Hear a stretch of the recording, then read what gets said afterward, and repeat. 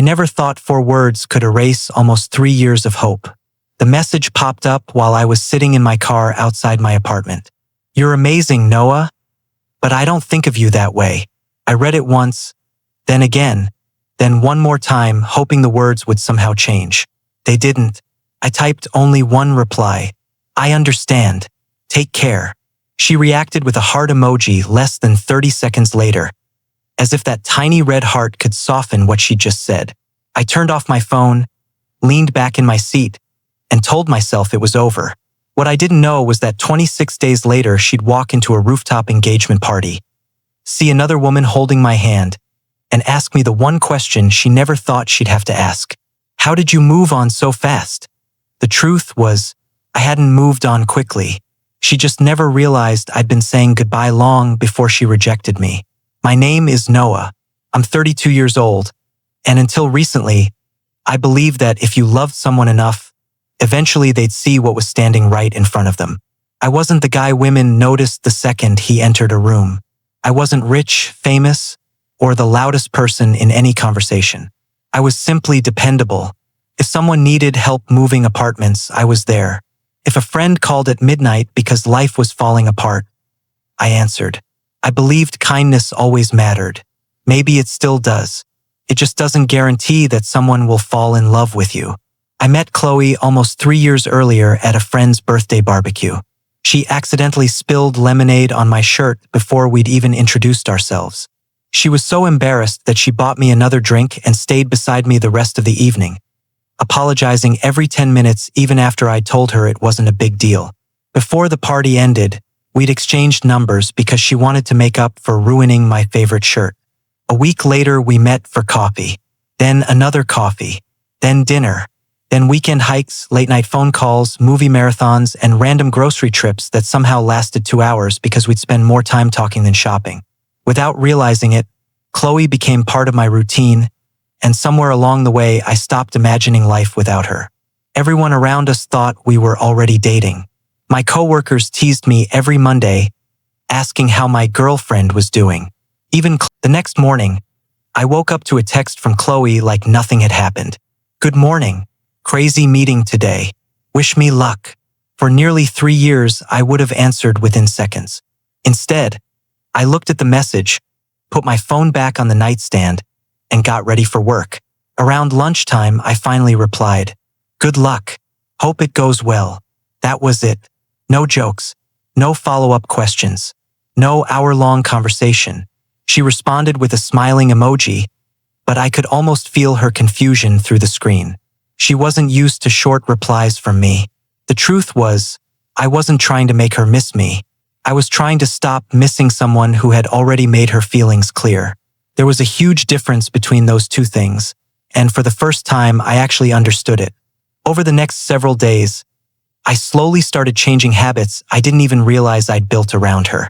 Every Tuesday evening had always been coffee with Chloe. Every Friday night was usually dinner or a movie. If she called, I answered. If she needed help, I dropped whatever I was doing.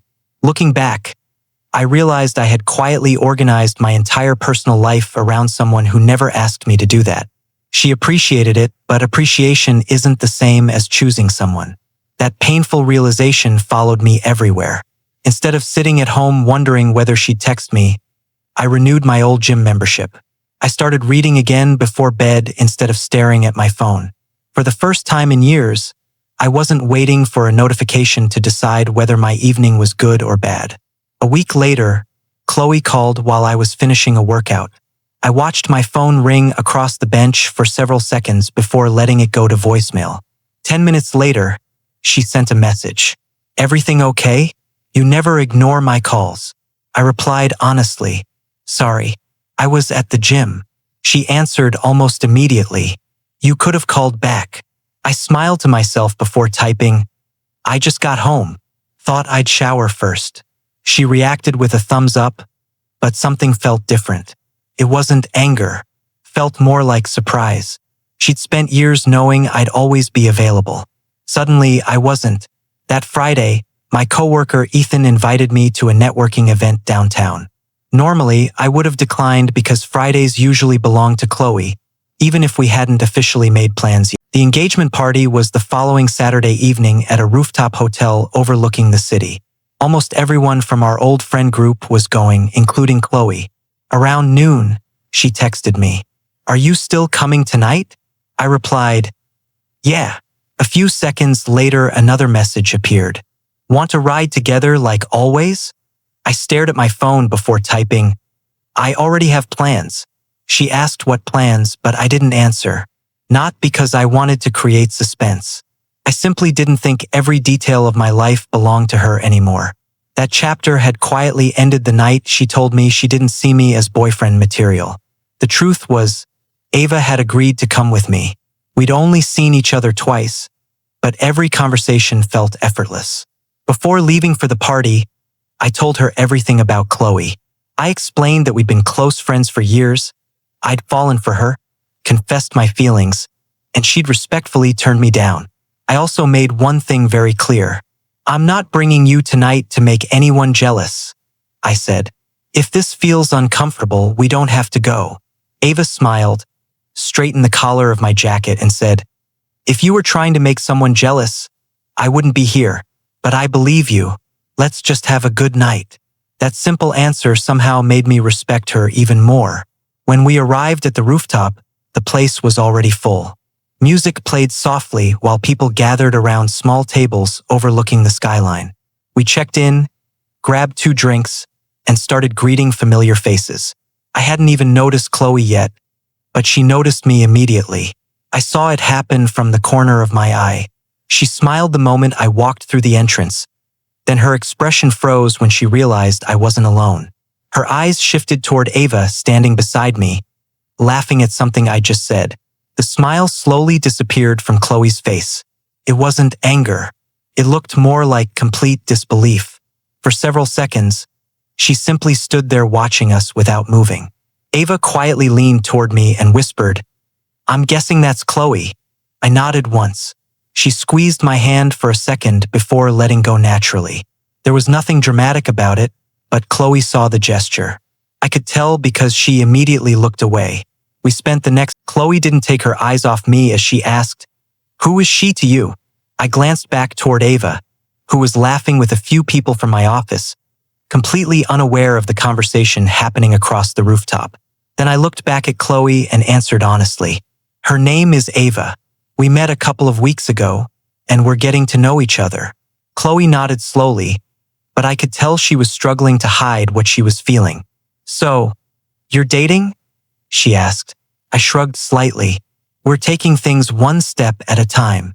She looked away for a moment before quietly saying, "I didn't think this would happen so soon."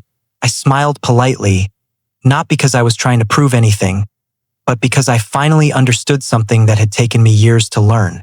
"It probably feels quick to you," I said, "but I didn't start moving on today. I started the night you told me you couldn't see a future with me." For several seconds, Chloe said nothing.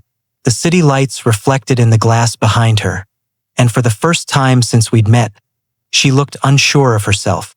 Finally, she whispered, "I thought we'd still spend time together." I nodded. "I know you did." She frowned. "Then why did everything change?" I took a slow breath before answering. "Because staying exactly the same would have been unfair to me. I couldn't keep acting like I was just your friend while secretly wishing you'd change your mind one day. That's not friendship. That's emotional torture." She lowered her eyes without arguing. Deep down, I think she already knew I was right. She crossed her arms and quietly asked, "Were you angry with me?" I shook my head immediately. "No, I was disappointed but never angry. You were honest about your feelings, and I respect that. What I couldn't do was keep pretending mine had disappeared overnight." Chloe looked relieved for a second before another question escaped her lips. "Then why did you stop calling? Why did you stop asking me to dinner? Why did you suddenly disappear?" I smiled sadly. "Because I wasn't disappearing, Chloe. I was creating distance so I could heal. Every time I saw you, every time you called me because you had a bad day, I kept hoping you'd wake up one morning and feel differently about me. That wasn't healthy for either of us." She blinked several times before quietly saying, "I never realized you were hurting that much." I looked at her for a moment and answered honestly. That's because I never wanted you to feel guilty. Loving someone isn't a debt they have to repay. You didn't owe me a relationship just because I loved you. But I also didn't owe anyone unlimited access to my heart after hearing the truth. Those words seemed to hit her harder than anything else I'd said. She leaned against the railing and let out a slow breath. When you told me you liked me, I honestly believed we'd eventually go back to normal. I nodded. Most people think that, but feelings don't disappear because someone asks them to. Another long silence settled between us. The music from inside the party drifted through the open doors while people laughed somewhere behind us. Finally, Chloe looked directly into my eyes and asked the question that changed the entire conversation. Can I be honest with you? I nodded. She hesitated for several seconds before saying, when I saw you walk in with Ava, I felt something I've never felt before. I stayed quiet and let her continue. I wasn't jealous of her, she whispered. I was scared. Scared that I wasn't as important in your life as I'd always believed. I looked at her calmly before replying, you were important, Chloe, but there's a difference between someone being important and someone becoming your entire world. I made that mistake once. I won't make it again. She looked like she wanted to say something else, but before she could, Megan stepped onto the balcony and smiled awkwardly. Sorry to interrupt, she said. They're about to cut the cake, and everyone's looking for you guys. Chloe quickly wiped the corner of her eye before anyone else noticed. I thanked Megan and started walking back toward the party. Just before I reached the door, Chloe quietly called my name. When I turned around, she was still standing by the railing, looking more vulnerable than I'd ever seen her. She took a shaky breath and said, Noah, I think I made a huge mistake. Those words would have changed my entire world just a few weeks earlier. Now, they only made me wonder why it took losing me for her to finally see my value. I didn't answer Chloe right away. I simply looked at her for a few seconds before saying, maybe you did, maybe you didn't, but that's not something either of us can figure out tonight. She lowered her eyes, clearly disappointed by how calm I sounded. A month earlier, hearing her admit she'd made a mistake would have been everything I dreamed about. I would have asked 100 questions, searched for hope in every sentence, and convinced myself that fate had finally given us another chance. But standing there on that rooftop, I realized something strange. I wasn't waiting for her anymore. The version of me that desperately needed her approval had quietly disappeared weeks ago. Noah, she whispered, can we please talk after the party? Just the two of us. I thought about it for a moment before nodding. Tomorrow afternoon, coffee shop on Maple Street. 1 hour. She gave me a small smile and softly said, thank you. Then we walked back inside like two people carrying completely different emotions. The next afternoon, I arrived exactly on time. Chloe was already sitting by the window with 2 untouched cups of coffee on the table. She looked nervous, constantly twisting the paper sleeve around her cup. When I sat down, she smiled, but it wasn't the confident smile I'd known for years. It looked uncertain. After a long silence, she finally spoke. I've barely slept since Saturday. I stayed quiet and let her continue. I keep replaying everything in my head. The day you told me how you felt. The weeks after that. The party. She looked directly at me before saying, watching another woman laugh with you? Watching you smile at someone the way you used to smile at me, I realized something I never expected. I didn't interrupt because I already knew where the conversation was heading. She took a deep breath and finally said the words she'd been holding back. I think I was wrong about us. For a second, neither of us spoke. Then she continued, I kept telling myself there wasn't a spark because I thought you'd always be there. I never had to imagine life without you. The moment I saw someone else standing beside you, it felt like I lost something I didn't even know I had. I looked at Chloe for a long moment before answering her question. If you had said yes that night, I honestly think we would have been happy. She smiled through her tears, but before she could say anything, I continued. The problem is, that's not what happened. We don't get to build our future by rewriting the past. She lowered her eyes, and I could see she already knew what I was going to say next. You were honest with me when you said you didn't see me as boyfriend material. I respected that even though it hurt. Now I have to be just as honest with you. She slowly nodded without interrupting. I've started building something with Ava, and for the first time in a very long while, I don't feel like I have to convince someone to choose me. She already does. Chloe quietly wiped the tears from her face and whispered, I never thought I'd lose you. I smiled gently and shook my head. You didn't lose me because you rejected me.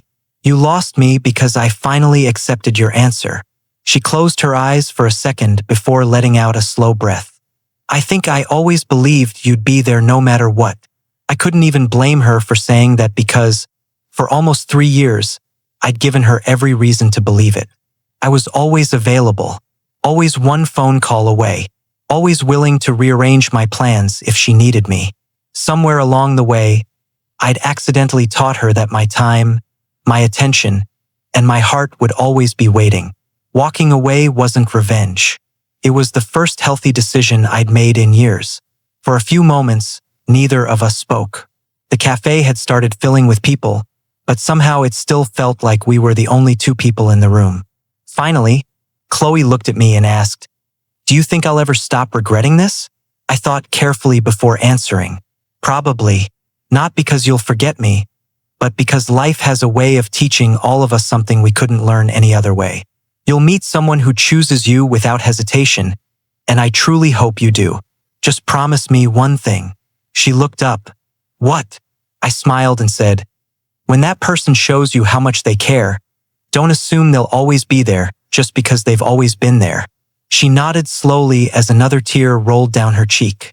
I promise. As we stood up to leave, Chloe surprised me by wrapping me in one last hug. It wasn't the kind of hug filled with hope or unfinished feelings. It felt like 2 people saying goodbye to a chapter they both knew had ended. Before walking away, she smiled sadly and said, I really hope she knows how lucky she is. I laughed quietly. I hope I never give her a reason to question it. Chloe nodded one final time, got into her car, and drove away. That was the last conversation we ever had alone. Life has a funny way of rewarding you when you finally stop chasing people who aren't running toward you. 8 months later, Ava and I were still together. The relationship never felt complicated because neither of us had to guess how the other person felt. We communicated. We respected each other's time. We chose each other every single day without fear, confusion, or mixed signals. One evening, while we were making dinner together, she smiled at me and casually said, You know what's my favorite thing about us? I asked what it was. She laughed and replied, I've never once had to wonder whether you care about me. Without thinking, I answered, That's because I know what it feels like when someone has to wonder. She hugged me, completely unaware of how much those words meant. A few months later, I ran into Megan at a charity event. After catching up for a while, she mentioned that Chloe had recently gotten engaged to a man she'd met through work. I smiled sincerely and told her I was happy to hear it. And I meant it. Holding on to resentment would have only kept me stuck in the past.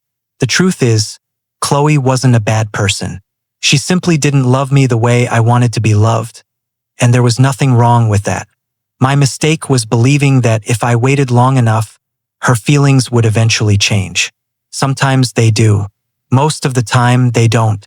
If there's one thing this experience taught me, it's that being too nice isn't the problem. Staying where you're not chosen is.